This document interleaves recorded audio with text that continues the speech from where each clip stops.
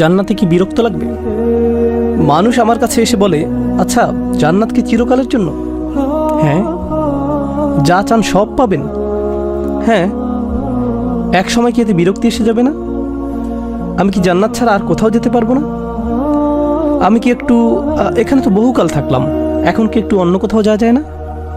এর উত্তর সূরা কাহফের ৩ নম্বর আয়াতে মা কিফিনা শব্দের মধ্যেই দেয়া আছে। আল্লাহ এখানে বলেছেন, তোমরা সব সময় সেখানে নতুন কিছু একটা পাওয়ার আশায় থাকবে, সব সময় অভিনব আরো কিছু পাওয়ার প্রতীক্ষায় থাকবে। আর এটা আসলে সুখের মনস্তত্ত্বের গহীনে লুকায়িত একটা ব্যাপার, পুরস্কারের মনস্তত্ত্বের সাথে জড়িত একটা ব্যাপার। কোনো পুরস্কারের আসল আনন্দ পাওয়া যায় আসলে পুরস্কার পাওয়ার ঠিক আগের মুহূর্তে। একজন ছাত্র সবচেয়ে সুখী থাকে তার হাতে সার্টিফিকেট তুলে দেওয়ার ঠিক আগ মুহূর্তে। বিয়ে হওয়ার ঠিক আগের দিন ছেলেটা খুব বেশি খুশি থাকে, বিশেষ করে মেয়েটি। সে অবশ্যই বিয়ের ঠিক আগের দিন সবচেয়ে সুখী থাকে। ভালো কিছু পাওয়ার প্রতীক্ষার মাঝে কি যেন এক অদ্ভুত আনন্দ লুকিয়ে আছে। বাচ্চার জন্ম হবে, অমুক তারিখে বিয়ে হবে, অমুক দিন বোনাস পাওয়া যাবে, ঈদ উপলক্ষে অনেক দিন ছুটি পাওয়া যাবে, ভ্রমণের দিন এগিয়ে আসছে, বহুদিন পর আমার প্রিয় বন্ধুর সাথে দেখা হতে যাচ্ছে। এই যে অপেক্ষা, এই অপেক্ষার মাঝে আসলে এক ধরনের আনন্দ আছে। মূলত আপনি যদি অপেক্ষার সময়টা দূর করে তাৎক্ষণিক জিনিসটা পেয়ে যান, তখন আনন্দটা হয় খুবই ক্ষণস্থায়ী। আর পেয়ে যাওয়ার পর আশ্চর্যজনকভাবে অল্প সময় পরে কি ঘটে, এটা আর তেমন কি। আমি আমার বাচ্চাদের উপর এ নিয়ে পরীক্ষা নিরীক্ষা চালাই, কারণ আমার বাসায় এক্সপেরিমেন্টাল সাবজেক্ট আছে।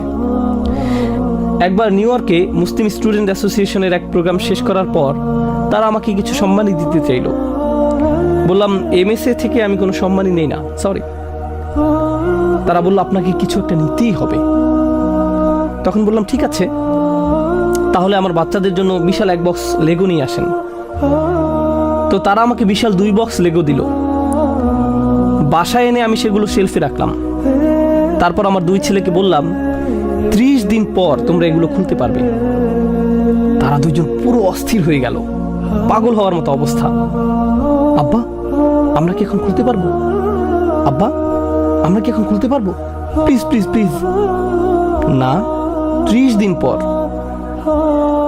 এরপর তারা দিন গণনা শুরু করলো। একটু ধরতে পারবো?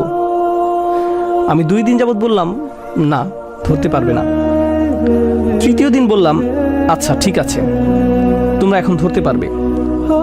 তারা খুশিতে চকমক করে বক্সগুলো স্পর্শ করতে লাগলো। খুলতে পারবো? না, খুলতে পারবে না।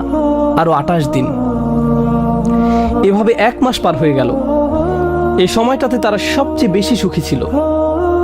দিন গণনার মাঝেই একটা আনন্দ, টেনশন এবং আনন্দ। এরপর আমরা বক্সগুলো খুললাম। প্রায় 6 ঘন্টা যাবত আমার ছেলেদের আর কোনো হুঁশ ছিল না। লেগোগুলো দিয়ে তারা বিভিন্ন ধরনের জিনিস বানাতে লাগলো। ওয়াও, এটা কি বড়!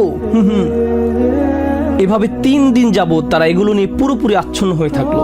আর এখন সেই একই খেলনাগুলো আমার রুমে সেলফের মধ্যে রাখা আছে। তারা কখনো এগুলোর কথা আর জিজ্ঞেসও করে না। তাদের আনন্দের সবচেয়ে সেরা অংশ কোনটা ছিল? অপেক্ষার মুহূর্তটা, প্রত্যাশার সময়টা। সেই ছোটকাল থেকে এখন পর্যন্ত আমরা সবাই এরকম। এটা হলো দুনিয়ার প্রতীক্ষা। আর আল্লাহ বলছেন, পরকালের প্রতীক্ষাটা যে আরো কত আনন্দের তোমরা তা কল্পনাও করতে পারবে না। জান্নাতের প্রতিটি আনন্দ টেকসই। দিন দিন আনন্দের মাত্রা শুধু বাড়তেই থাকবে, বাড়তেই থাকবে আর বাড়তেই থাকবে। জান্নাতের ফল ফলাদি খেতে খেতে কখনো একঘেয়েমি এসে যাবে না। জান্নাতের পানীয় পানেও কখনো বিরক্তি এসে যাবে না, কারণ এগুলো কখনো একরকম থাকবে না। সব সময় আগের বারের চেয়ে উত্তম হবে। আবার খেলে আগের চেয়ে সুস্বাদু লাগবে। দুনিয়াতে সবকিছুর একটা সীমা আছে, একটা পর্যায়ে আসার পর আর ভাল লাগে না। কিন্তু জান্নাতে প্রতিটি আনন্দ সব সময় বৃদ্ধি পেতে থাকবে। এটাই হলো মা কিফিন।